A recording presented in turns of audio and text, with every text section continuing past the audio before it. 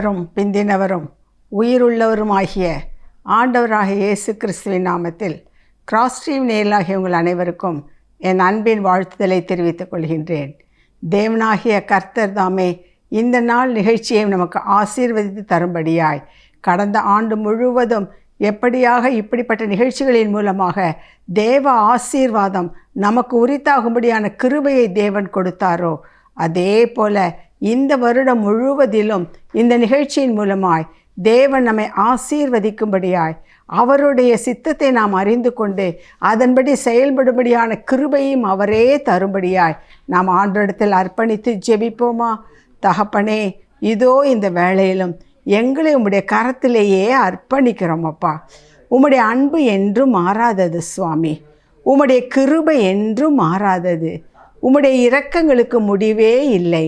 நீர் எங்கள் மீது வைத்த அளவில்லாத அன்பின் நிமித்தமாக இப்படிப்பட்டதான நிகழ்ச்சிகளை ஆயத்தப்படுத்தி இதன் மூலமாய் எங்களுக்கு ஆலோசனைகளை வழங்கி இதன் மூலமாய் நாங்கள் இகபர நன்மைகளை சுதந்திரித்து கொள்வதற்கு எங்களை பாத்திரராக்கும்படியாய் தேவனாகிய கர்த்தர் கிருபை பாராட்டி வருகிறீர். அதற்காக உமக்கு நாங்கள் நன்றி செலுத்துகிறோம்.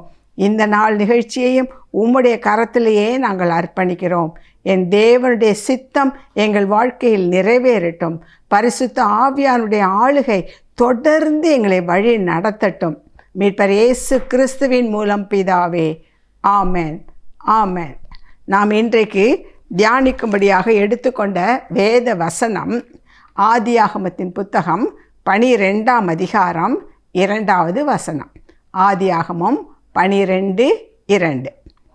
நான் உன்னை பெரிய ஜாதியாக்கி உன்னை ஆசீர்வதித்து உன் பேரை பெருமைப்படுத்துவேன். நீ ஆசீர்வாதமாயிருப்பாய். கிறிஸ்துவுக்குள் பிரியமானவர்களே, ஆபிரகாமுக்கு கர்த்தர் கொடுக்கின்ற ஆசீர்வாதம். ஆபிரகாமை பார்த்து அவர் என்ன சொல்கின்றார்?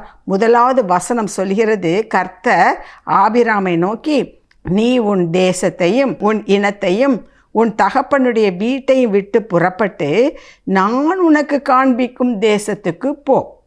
நான் உன்னை பெரிய ஜாதியாக்கி உன்னை ஆசீர்வதித்து உன் பேரை பெருமைப்படுத்துவேன். நீ ஆசீர்வாதமாயிருப்பாய். கிறிஸ்துவுக்குள் பிரியமானவர்களே, ஒரு புதிய வருடம் ஆரம்பிக்கிறது என்று சொன்னாலே நம் எல்லோருடைய ஜெபம், 100க்கு 100 பேருடைய ஜெபம் என்னவாக இருக்கும்? கர்த்தாவே, இந்த வருடம் எங்களுக்கு ஆசீர்வாதமுள்ள வருடமாக இருக்க வேண்டும். கர்த்தர் சொல்கின்றார், நான் உங்களை ஆசீர்வதிக்கிற தேவன். இஸ்ரவேலை ஆசீர்வதிப்பதே எனக்கு பிரியம். ஆகவே உங்களுக்கு இது ஆசீர்வாதமாகத்தான் இருக்கும் என்று சொல்லி கர்த்தர் நமக்கு வாக்குத்தத்தம் கொடுக்கின்றார். அந்த ஆபிரகாமுக்கு சொன்னது போல இந்த டிவிக்கு முன்பதாக அமர்ந்திருந்து இந்த செய்தியை கேட்டுக்கொண்டிருக்கின்ற நம் ஒவ்வொருவருக்கும் ஆண்டவர் சொல்கிறார், நான் உன்னை ஆசீர்வதித்து உன் பேரை பெருமைப்படுத்துவேன். நீ ஆசீர்வாதமாயிருப்பாய். கிறிஸ்துவுக்குள் பிரியமானவர்களே, நம்முடைய ஜெபம் எல்லாமே எப்படி இருக்கின்றது? ஆண்டவரே, இந்த வருஷம் ஆசீர்வதிக்கப்பட்டதாக இருக்க வேண்டும், என் குடும்பம் ஆசீர்வதிக்கப்பட வேண்டும், என் தொழில் ஆசீர்வதிக்கப்பட வேண்டும், என் வேலை ஸ்தலத்திலே நான் ஆசீர்வதிக்கப்பட வேண்டும். இப்படி பல காரியங்களை சொல்லி ஆசீர்வாதம் என்றால் நாம் என்ன நினைத்து கொள்கின்றோம்? பொருளாதார ரீதியில் நாம் உயர்த்தப்பட வேண்டும், பண ரீதியிலே உயர்த்தப்பட வேண்டும், தொழில் ரீதியிலே நாம் உயர்த்தப்பட வேண்டும், படிப்பிலே உயர்த்தப்பட வேண்டும், வேலை ஸ்தலத்திலே உயர்த்தப்பட வேண்டும். இப்படியாக இதெல்லாம் தான் நாம் ஆசீர்வாதம் என்று நினைத்து கொண்டு ஆண்டவரை நோக்கி நம்ம கேட்குறோம், ஆண்டவரே, இந்த வருடம் எங்களுக்கு ஆசீர்வாதமுள்ள ஆண்டாக இருக்கட்டும் என்று சொல்லி. ஆக ஆண்டவர் இன்றைக்கு ஒரு காரியத்தை தெளிவுபடுத்த விரும்புகிறார். முந்தின வசனம் என்ன சொல்கின்றது? எப்பொழுது அவர் ஆசீர்வதிப்பேன் என்று சொல்கிறார்.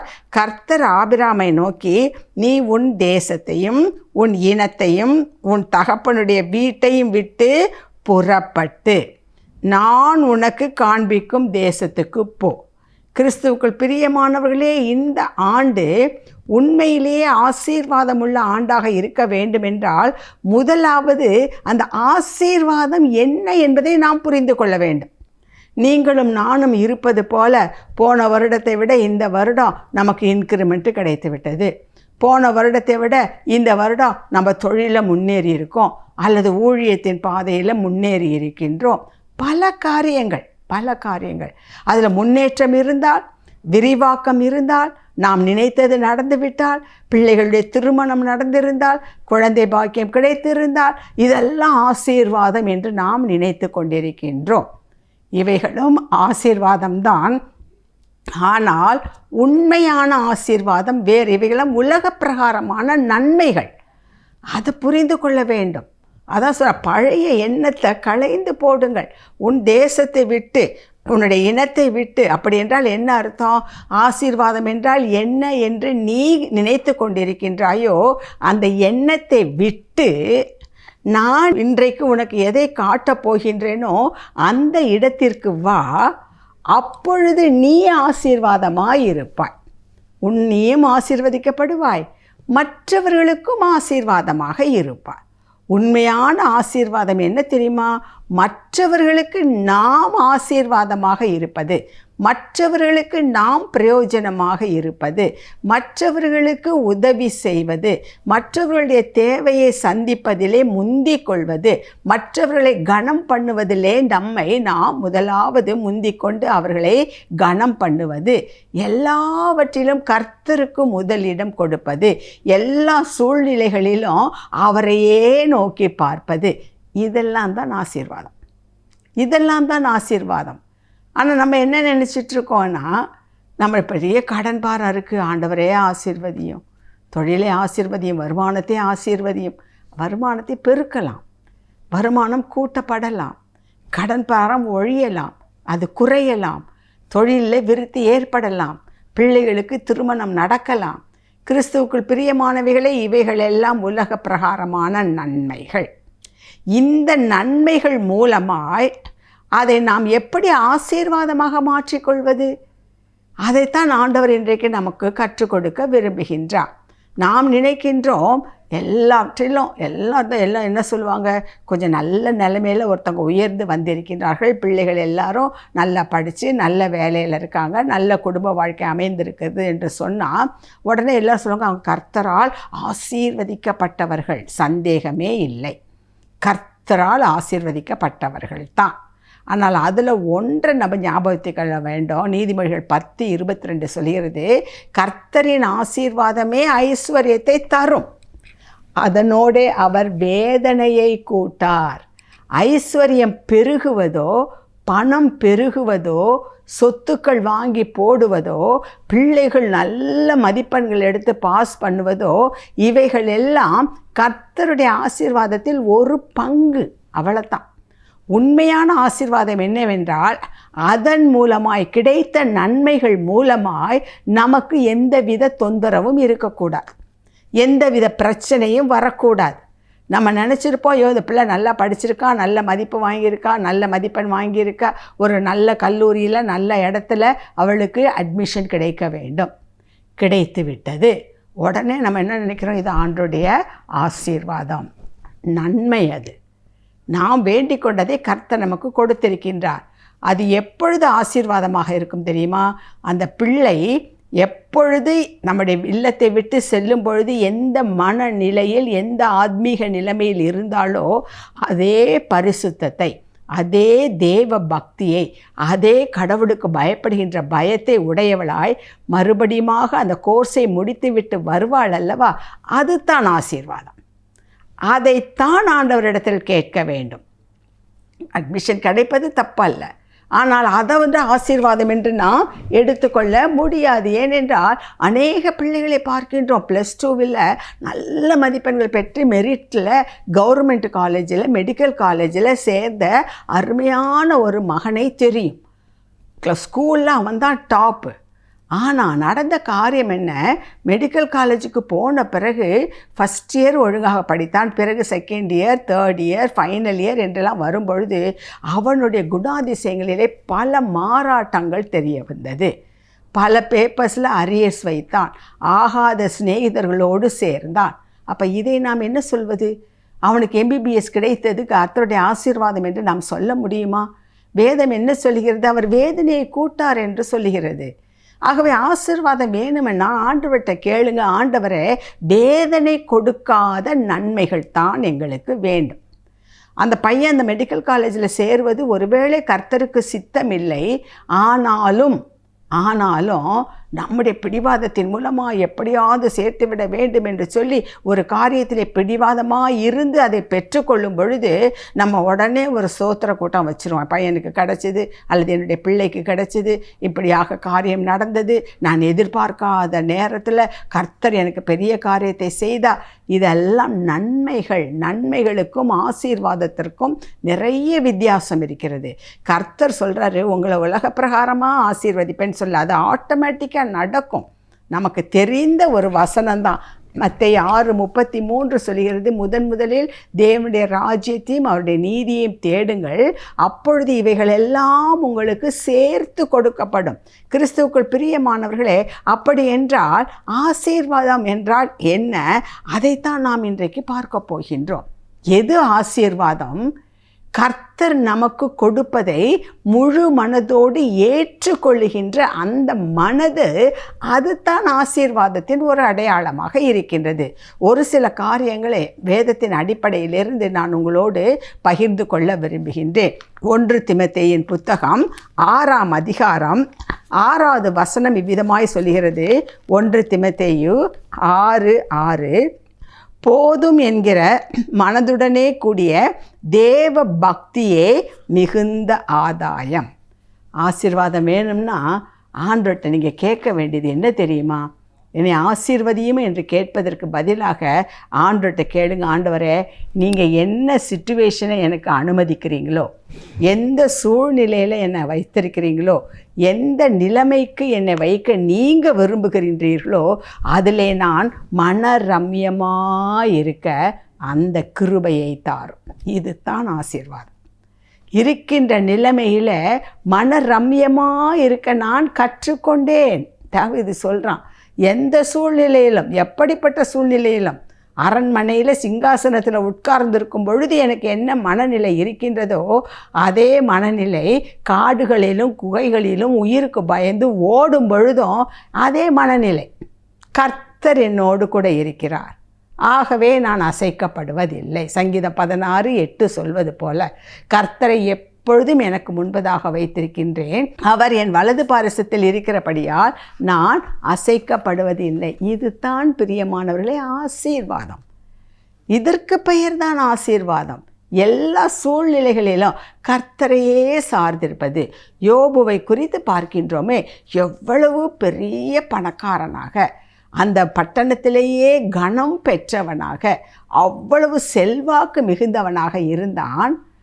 அப்பொழுதும் அவன் என்ன செய்தான்? தனக்காகவும் தன்னுடைய பிள்ளைகளுக்காகவும் ஒவ்வொரு நாளும் கர்த்தருடைய சமூகத்திலே பலி செலுத்தி வந்தான் என்று சொல்லி பார்க்கிறோம். பிள்ளைகள் எல்லாம் விருந்து கொண்டாடுவார்கள், ஆனால் அவங்க ஜெபிக்கிறாங்களோ ஜெபிக்கலையோ, ஆனால் இவன் என்ன செய்வான்? ஒருவேளை இப்படி விருந்து கொண்டாட்டத்தில் என் பிள்ளைகள் கர்த்தருக்கு பிரியமில்லாத காரியத்தை செய்திருப்பார்கள் என்று சொல்லி அவர்களுக்காக இவன் பலி செலுத்தினான் என்று சொல்லி பார்க்கின்றோம். அவ்வளவு உண்மையானவன், அவ்வளவு சன்மார்க்கன். கர்த்தருடைய வாயிலிருந்தே அவன் கனம் பெற்றவனாக இருந்தான். உத்தமன் என்று தேவன், சன்மார்க்கன் என்று தேவன், கடவுளுக்கு பயப்படுகிற பயத்தை உடையவன் என்று தேவன். அப்படிப்பட்டவனுக்கு ஒரே நாளில் நமக்கு தெரியும் எல்லாவற்றையும் இழந்து போனான் என்று சொல்லி பார்க்கின்றோம். எல்லாவற்றையும், பிள்ளைகள் முதற்கொண்டு இழந்து போனான், தன்னுடைய உடல் சுகத்தை இழந்து போனான். ஆனாலும் என் வேதம் சொல்கிறது, அவன் தன் வாயினால் பாவம் செய்யவில்லை. அவர் சொன்ன ஒரு கர்த்தர் கொடுத்தார், கர்த்தர் எடுத்தார், அவருடைய பரிசுத்த நாமத்துக்கு ஸ்தோத்திரம். இதுக்கு பெயர்தான் ஆசீர்வாதம். நம்ம இதை நன்றாக புரிந்து கொள்ள வேண்டும். ஆண்டவரே என்னை ஆசீர்வதியும் என்றால் என்ன அர்த்தம்? எல்லாத்தையும் எனக்கு நிறைவாக கொடுங்கன்னு இல்லை. குறைவுகள் வந்த பொழுதிலும், கஷ்டம் வந்த பொழுதிலும், இழப்பு வந்த பொழுதிலும், ஆண்டவரே நான் உம்மை விட்டு பிரியாதிருக்கின்ற வரம் வேண்டும். அந்த போதும் என்கின்ற மனம் வேண்டும். கர்த்தருக்கு தெரியும் எப்பொழுது யாருக்கு என்ன செய்ய வேண்டும், எவ்வளவு செய்ய வேண்டும், இதெல்லாம் ஆண்டவருக்கு நன்றாக தெரியும்.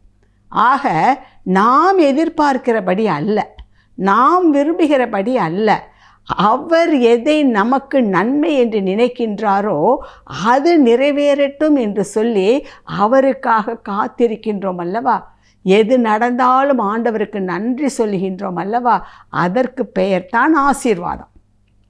கர்த்தரிடத்தில் நீங்கள் அதை தான் கேட்கணும். போதும் என்கின்ற மனதுடன் கூடிய தேவ பக்தியே மிகுந்த ஆதாயம். ஆனால் நம்ம என்ன நினைக்கிறோம் தெரியுமா?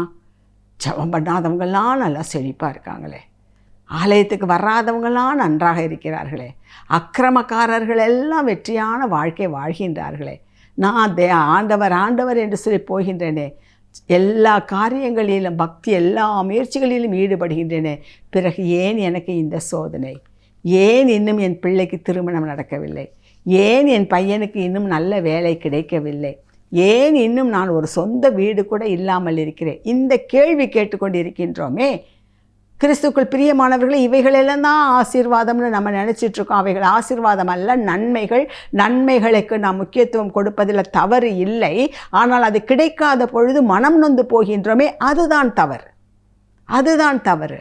ஆக ஆசீர்வாதம் என்றால் என்ன அர்த்தம்? விரும்பியதெல்லாம் நமக்கு கிடைப்பதற்கு பெயர் ஆசீர்வாதம் அல்ல. அது கிடைக்காவிட்டாலும் இருக்கின்ற சூழ்நிலையிலே மன ரம்யமாக இருக்க கற்றுக்கொள்வதற்கு பெயர் தான் ஆசீர்வாதம். இந்த போதும் என்ற மனதுடன் கூடிய தேவ பக்தியே மிகுந்த ஆதாயம். தொடர்ந்து நம்ம அந்த 1 தீமோத்தேயு 6ஆம் அதிகாரத்தில் 8வது வசனம் சொல்லுகின்றது, உண்ணவும் உடுக்கவும் நமக்கு உண்டாயிருந்தால் அது போதும் என்று இருக்க கடவோம். அன்றன்ற பாடு அன்றன்றைக்கு போதும். ஆண்டவரே, ஒவ்வொரு நாளும் நாம் காலையில் எழுந்து ஜெபிக்க வேண்டிய ஜெபம் என்ன தெரியுமா? ஆண்டவரே, இந்த நாளிலே நீர் எனக்கு எதை போஷிக்க விரும்புகின்றீரோ, எதை நான் செய்ய வேண்டும் என்று விரும்புகின்றீரோ, உமக்கு பிரியமானது எதுவோ அதற்கு நேராக என்னை வழி நடத்தும். என்னுடைய சுய சித்தம் அல்ல, என்னுடைய சுய விருப்பம் அல்ல, உம்முடைய சித்தம் என் வாழ்க்கையிலே நிறைவேறுவதற்கு என்னை அர்ப்பணிக்கின்றேன். இந்த அர்ப்பணிப்பு என்ற ஒரு மனநிலை வருகிறதே, அதுதான் ஆசீர்வாதம். கர்த்தரிட்ட அந்த ஆசீர்வாதத்துக்குத்தான் நாம் கேட்க வேண்டும் பிரியமானவர்களே. அப்போ தான் சொல்கிறார், நீ உன் ஜனத்தை விட்டு உன் இனத்தை விட்டு நீ வெளியே வா. நீ ஆசீர்வாதம் ஆசீர்வாதம்னு என்ன நினச்சிட்டு இருக்கியோ அது அல்ல ஆசீர்வாதம். ஆசீர்வாதம் என்பது எல்லா சூழ்நிலையிலும் கர்த்தரையே சார்ந்திருப்பது. போதும் என்ற மனதுடன் கூடிய தேவ பக்தியே ஆசீர்வாதம். கிறிஸ்துவுக்குள் பிரியமானவர்களே, இன்றைக்கு அநேகர் இப்படி தவறான ஒரு எண்ணத்தை வைத்து கொண்டு, நமக்கு பொருள் இருந்தால் நாம் நன்றாக வாழ்ந்து விடலாம், பணம் இருந்தால் நன்றாக வாழ்க்கை அமைந்து விடும், பதவியில் இருந்து நல்ல பதவி கிடைத்தால், இப்படியாக எண்ணி தங்களை தாங்களே ஏமாற்றிக் கொள்பவர்கள், அதன் மூலமாய் துன்பம் அனுபவிப்பவர்கள் தான் இந்த காலகட்டத்திலே அதிகமாக இருக்கிறார்கள். அதனால் ஆண்டவர்கிட்ட கேளுங்க, ஆண்டவரே ஆசீர்வதிப்பேன்னு சொன்னீங்களே, அப்போ அந்த ஆசீர்வாதம் என்றால் என்ன கர்த்தாவே? நீர் சொன்னது போல எல்லா காரியங்களிலும் நான் போதும் என்ற மனதுடன் கூடிய தேவ பக்தி, எவ்வளவு தான் நான் பக்தி முயற்சிகள் செஞ்சாலும், எவ்வளவு தான் நான் பைபிள் வாசித்தாலும், எவ்வளவு தான் பிரசங்கம் கேட்டாலும், ஒரு சின்ன சோதனை வரும்பொழுது நான் தடுமாறி போய்விடுகின்றேனே, அந்த தடுமாற்றம் இல்லாமல் யோபுவை போல நான் திடனாக இருக்க வேண்டும். 1 தீமோத்தேயு 6:7 அதைத்தான் சொல்கிறது. உலகத்திலே நாம் ஒன்றும் கொண்டு வந்ததும் இல்லை, இதிலிருந்து நாம் ஒன்றும் கொண்டு போவதும் இல்லை என்பது நிச்சயம். எல்லாம் இங்கே தான் விட்டுட்டு போக போகிறோம். சம்பாத்தியத்தெல்லாம் இங்கே தான் விட்டுட்டு போக போகிறோம். அல்லது நம்முடைய சம்பாத்தியத்தை வேறு யாரோ வந்து தான் அபகரித்து கொண்டு போக போகிறார்கள். அதற்காக போட்டு நம்முடைய நேரத்தையும் நம்முடைய எனர்ஜியையும் எல்லாவற்றையும் வீணடித்து விட்டு நாட்களை நாம் பிரயோஜனப்படுத்தி கொள்ளாமல் இருக்கக்கூடாது. இந்த ஆண்டையாவது கர்த்தருக்கு பிரியமான ஆண்டாக நாம் வாழ வேண்டும் என்று தான் தேவன் விரும்புகிறார். அதைத்தான் இன்றைக்கு நமக்கு கற்றுக்கொண்டிருக்கின்றார். ஆக எது கிடைக்கின்றதோ எது இருக்கின்றதோ அது போதும் என்ற மனதன், இது கர்த்தர் எனக்கு கொடுத்தது, ஆகவே நான் அதில் திருப்தியாக இருக்க வேண்டும், அந்த மனதை எனக்கு தாரும் ஆண்டவரே. அது தான் ஆசீர்வாதம். கிறிஸ்துவுக்குள் பிரியமானவர்களே, அடுத்ததாக பார்க்கின்றோம் யோவான் சுவிசேஷம் 14ஆம் அதிகாரம் 27வது வசனம் மற்றொரு காரியத்தை சொல்கின்றது. ஆசீர்வாதம் என்பது போதும் என்கின்ற மனம் நமக்கு வேண்டும். அதை கேட்டு ஆண்டவரிடத்தில் பெற்றுக்கொள்ளுங்கள். அடுத்த ஆசீர்வாதம் என்ன தெரியுமா? யோவான் 14:27, சமாதானத்தை உங்களுக்கு வைத்து போகிறேன், என்னுடைய சமாதானத்தையே உங்களுக்கு கொடுக்கிறேன், உலகம் கொடுக்கிற பிரகாரம் நான் உங்களுக்கு கொடுக்கிறதில்லை, உங்கள் இருதயம் கலங்காமலும் பயப்படாமலும் இருப்பதாக. அடுத்த ஆசீர்வாதம் என்ன தெரியுமா? சமாதானம். ஆண்டவர்கிட்ட அதை கேளுங்க. சமாதானத்தை தாரும் ஆண்டவரே, இந்த ஆண்டு எனக்கு சமாதானத்தின் ஆண்டாக இருக்கட்டும். கர்த்தர் என்ன சொல்கிறாரு? சமாதானத்தை உங்களுக்கு வைத்து போகிறேன், என்னுடைய சமாதானத்தையே உங்களுக்கு கொடுக்கிறேன். கர்த்தர் கொடுக்கிற சமாதானம் என்ன தெரியுமா?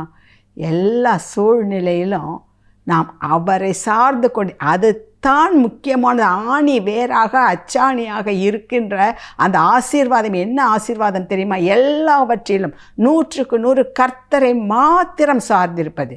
என்ன வந்தாலும் என்ன நேர்ந்தாலும் எல்லாவற்றிற்காகவும் கர்த்தருக்கு நன்றி சொல்வது, இதுதான் ஆசீர்வாதம். அப்படி நாம் இருப்போம் என்று சொன்னால் நம்மை கொண்டு அநேகர் ஆசீர்வதிக்கப்படுவார்கள். நம்மை கொண்டு கர்த்தர் அநேக காரியங்களை மற்றவர்களுக்கு செய்வார். கிறிஸ்துவுக்குள் பிரியமானவர்களே, அப்போஸ்தலர் 2ஆம் அதிகாரத்தில் நம்ம பார்க்கின்றோம், பவுலும் யோவானும் ஆலயத்திற்கு செல்கின்றார்கள். அப்படியாக அவர்கள் செல்லும் பொழுது 3ஆம் அதிகாரத்தில் ஆலயத்தின் வெளிப்புறத்தில் ஒரு சப்பானி உட்கார்ந்திருக்கின்றார். அப்போ அந்த சப்பானி, அவருடைய வழக்கம் என்ன? வருபவர்கள் போவர்கள் அவருக்கு ஏதாவது அவர்களுக்கு காசு கொடுப்பார்கள், அதை வாங்கி கொண்டு அவன் தன்னுடைய ஜீவனத்தை பார்த்து கொள்கின்றான். அப்படியாக இவர்கள் 2 பேரும் போகும் பொழுது 5வது வசனம் சொல்லுகிறது, அப்போஸ்தலர் 3:5, அவன் அவர்களிடத்தில் ஏதாகிலும் கிடைக்கும் என்று எண்ணி அவர்களை நோக்கி பார்த்தான். அப்பொழுது பேதுரு, வெள்ளியும் பொன்னும் என்னிடத்தில் இல்லை, என்னிடத்தில் உள்ளதை உனக்கு தருகிறேன், நசரேயனாகிய இயேசு கிறிஸ்துவின் நாமத்தினாலே நீ எழுந்து நட என்று சொல்லி அவன் கையை பிடிக்கிறாரு. உடனே அவன் எழுந்து நடந்தான்.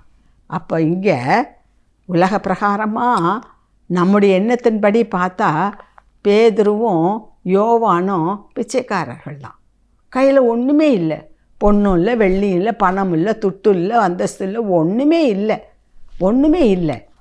நாம் சொல்ல முடியுமா அவர்கள் ஆசீர்வதிக்கப்படவில்லை என்று சொல்லி? ஆனால் என்ன ஆசீர்வாதம் பாருங்கள். சொல்ல, எங்கள்கிட்ட பொண்ணும் இல்லை, வெள்ளியும் இல்லை, எங்களிடத்துல உள்ளதை தருகிறோம். அவள்கிட்ட யார் இருந்தால்? இயேசு கிறிஸ்து இருந்தார். அந்த இயேசுவின் நாமத்தினாலே நீ எழுந்து நட. இதுதான் ஆசீர்வாதம். இந்த ஆசீர்வாதம் இருந்தால் நாம் அநேகருக்கு ஆசீர்வாதமாக இருப்போம். அந்த பேதுருக்குள்ளும் யோவானுக்குள்ளும் ஆண்டவராகிய இயேசு கிறிஸ்து இருந்தார். அதுதான் ஆசீர்வாதம். கிறிஸ்துக்குள் பிரியமானவர்களே, நன்மைகளை தேட வேண்டாம், நன்மையின் ஊற்றாகிய இயேசு கிறிஸ்துவை தேடுங்கள்.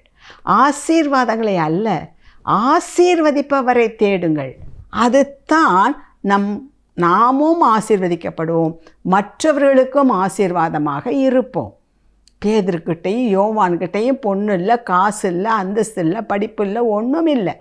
ஆனால் அவர்களிடம் மேலான பொக்கிஷம் ஒன்று இருந்தது. அது அந்த இயேசு என்ற பொக்கிஷத்தை அவர்களுடைய உள்ளத்திலே வைத்திருந்தார்கள், பெற்றிருந்தார்கள். ஒரு அந்யோன்ய ஐக்கியம் இருந்தது. அது பிறவியிலேயே சப்பானியாக இருந்த ஒருவனை எழும்பி நடக்க வைத்தது. நீ அநேகருக்கு ஆசீர்வாதமாயிருப்பாய், நான் உன்னை ஆசீர்வதிப்பேன், நீ அநேகருக்கு ஆசீர்வாதமாயிருப்பாய்.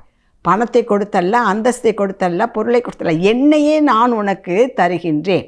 நீ என்னை ஏற்றுக்கொள்ளும் பொழுது உன் மூலமாய் அநேகர் ஆசீர்வதிக்கப்படுவார்கள். இதுதான் நாம் கேட்டு பெற்றுக்கொள்ள வேண்டிய ஆசீர்வாதம். கர்த்தாவே, நீர் எங்களுக்கு வேண்டும் ஐயா, நீங்கள் எங்கள் உள்ளத்தில் வர வேண்டும். இதுதான் அந்த தெய்வீக சமாதானம். இந்த உலகம் கடுக்கிற பிரகாரமான சமாதானம் அல்ல.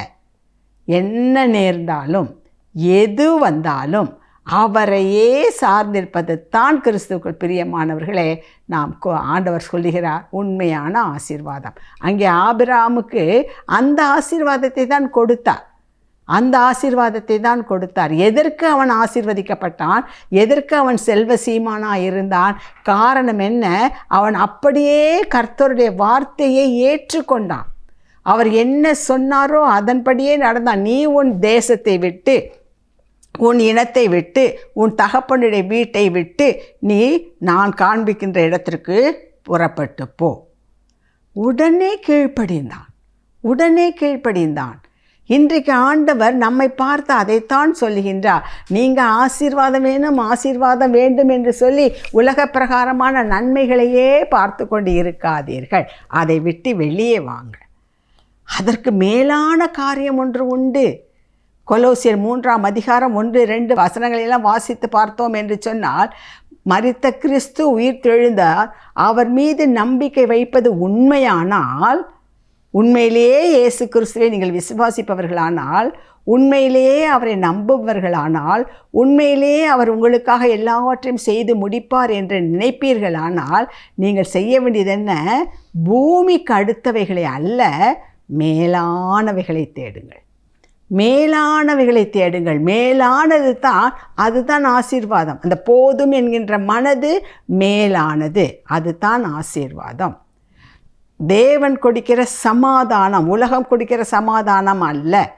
நம்ம நினைக்கலாம், நமக்கு இந்த வேலை கிடச்சிருச்சுன்னா நம்ம ரொம்ப சந்தோஷமாக இருக்கலாம், சமாதானமாக இருக்கலாம். வேலை கிடச்சி கொஞ்ச நாளைக்கு அந்த சமாதானம் இருக்கும்.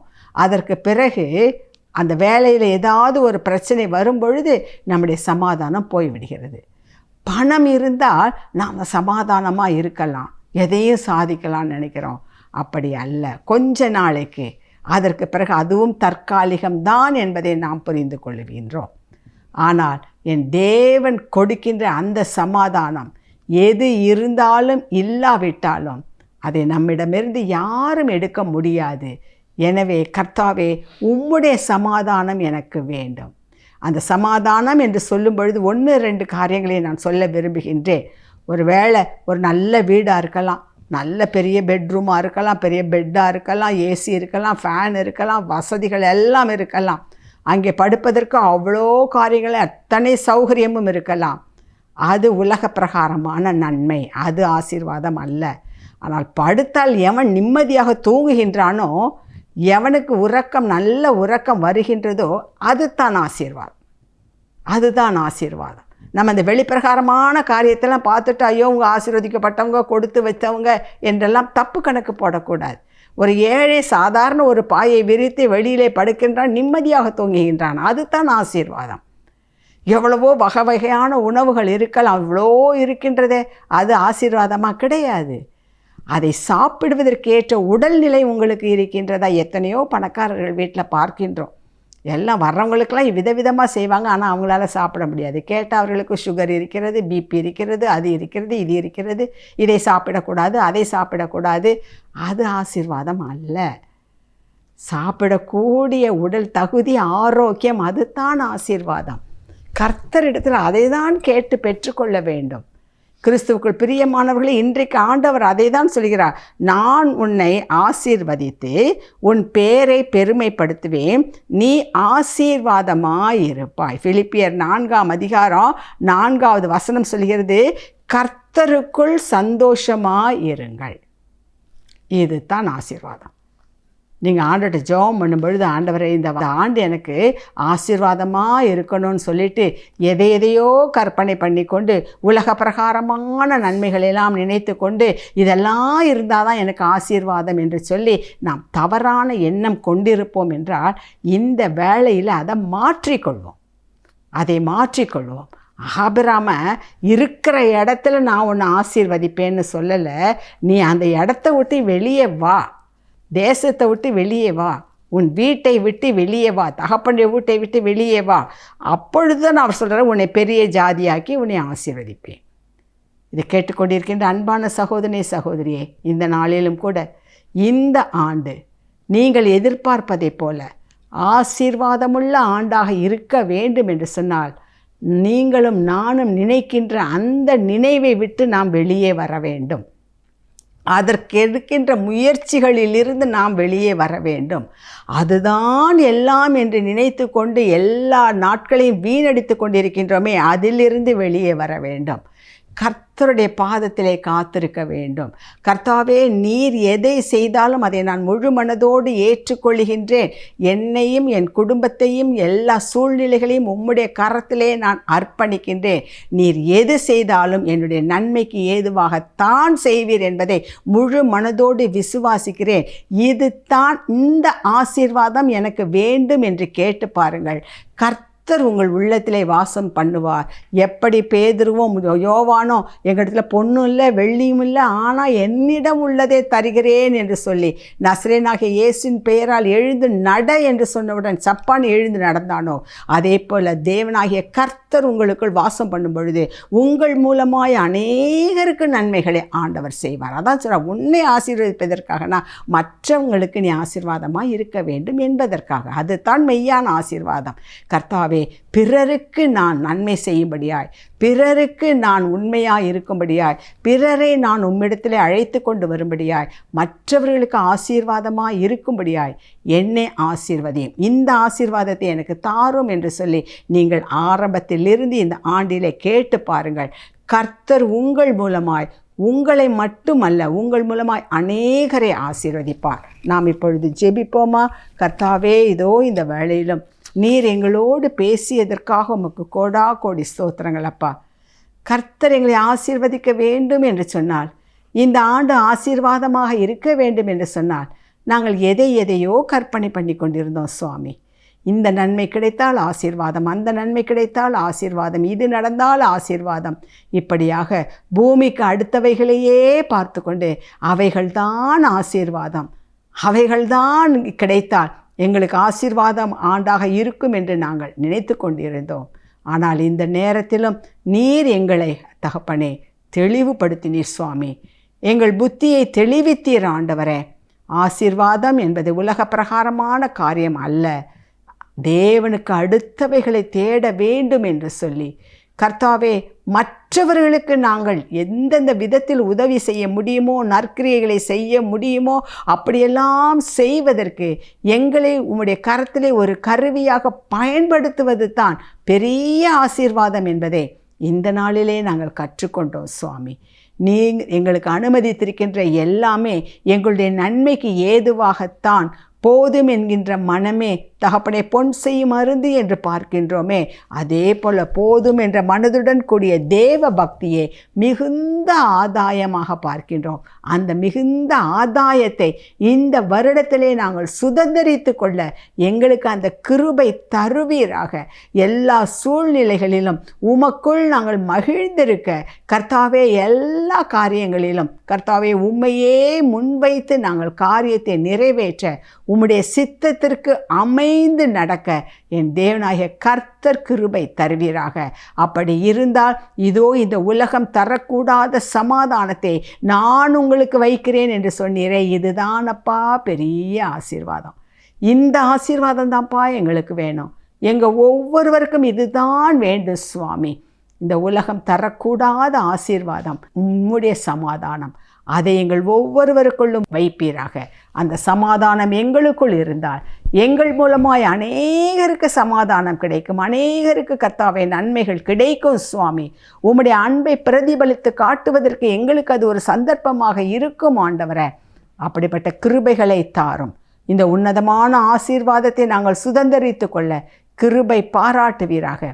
இந்த செய்தியை கேட்டுக்கொண்டிருக்கின்ற ஒவ்வொரு பிள்ளைகளுடைய வாழ்க்கையிலும் ஜெபத்திலும் ஆண்டவரை எதிர்பார்ப்பிலும் ஒரு பெரிய மாற்றத்தை கொடுத்து அந்த ஆபிரகாமுக்கு சொன்ன அதே ஆசீர்வாதம், நான் உன்னை ஆசீர்வதித்து உன் பேரை பெருமைப்படுத்துவேன், நீ அநேகருக்கு ஆசீர்வாதமாக இருப்பாய் என்று சொன்னீரே, அது அப்படியே நிறைவேறட்டும். மீட்பர் இயேசுவின் மூலம் பிதாவே, ஆமென், ஆமென். அன்று ஆபிரகாமை ஆசீர்வதித்த தேவன் இன்றைக்கு நம்மையும் ஆசீர்வதிக்க வல்லவராக இருக்கிறார். God bless you.